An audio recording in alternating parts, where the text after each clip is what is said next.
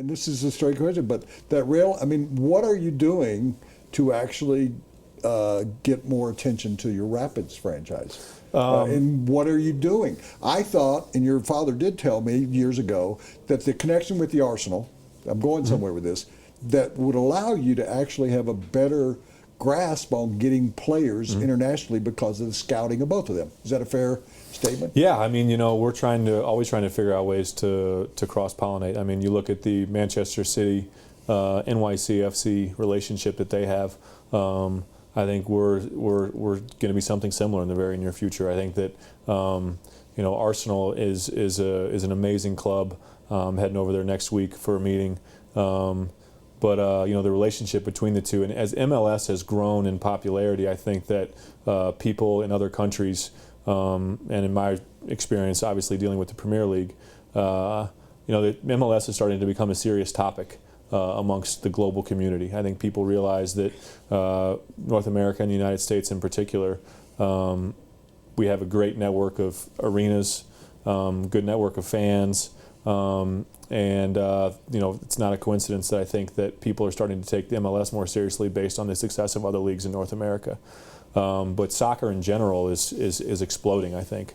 You see, we talk about it at our board meetings at Arsenal, the popularity that must be, I don't know the exact figures, but for NBC to run English Premier League games up against some of the top college football games, I think tells you that there's a lot of people starting to tune into those games.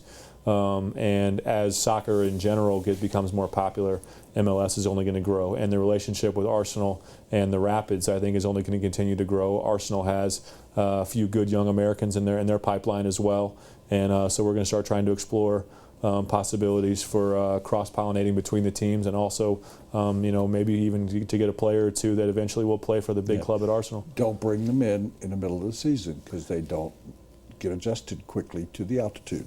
That's the only thing I would tell you, based on what we've seen this season. Tim Hinch and I, we just had breakfast last week, I think, talking about a lot of this stuff. So, it's on all of our minds, and how to keep building this thing as we go forward. It's been a rough couple of years for the Rapids. Mm-hmm. So what is going to happen? What changes are going to be made to get this thing back on track? It's always a building process. We got a couple of good young players. We think Pablo has done. It's been an up and down season. We had a couple of strong showings in the middle of the year.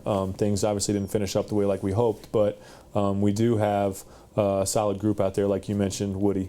And we've brought in some different technical support. Even this past year, we brought in a gentleman, an Irish fellow.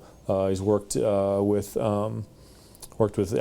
UEFA, and his name is Paige, and they have put together a system now it identifies younger players. It helps quantify what they are and who they are going forward.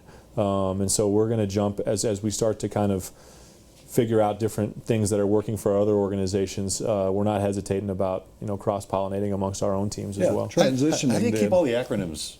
What's that? How do you keep all the acronyms straight in soccer? There are a lot of them. There's distinct language to every sport that we have. Hockey, you have your dressing room, and you got the boys in the dressing room. Basketball, you have your locker room. You got the guys, you got the fellas in the locker room. Over across the pond at Arsenal, it's I believe it's dressing room over there, but it's baseball, it's a clubhouse. Yeah, it's a clubhouse. And so you got to talk. A player over there, they're not playing well. They're in a run of good form, and so you got to kind of figure it all out as you're on the fly a little bit sometimes. And transitioning then, and you brought it up in all three of the major sports, and the Mammoth also is part of Kroenke Sports Enterprises. Do you find yourself hiring more people, getting more involved, more and more every day in the technical aspects of scouting and evaluating the people you're hiring? I mean, are you finding yourself, I've got to have a guy in place over here that is doing, because you used to have Pete here who was a salary cap guy. Yeah. I mean, that was an evaluator. But I mean, are you having to go out and find people in all three of those sports that are involved in technical aspects of, we're in a computer age of evaluating talent, of analytics? I mean, we're actually putting together a different group of guys that'll be able to help all of our teams in the analytics department. We're putting together a KSE analytics group.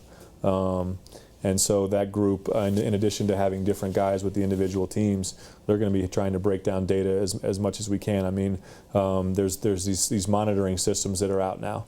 We've already pulled a few guys have told, well, not myself personally, but our training staff has looked at the data over the first week of Nuggets practice, and they've already actually kind of told Coach Malone to hold off a few of the veterans a little bit in practice. A guy in particular like Gallo coming off the European Championships, you want to make sure he's not overworked initially.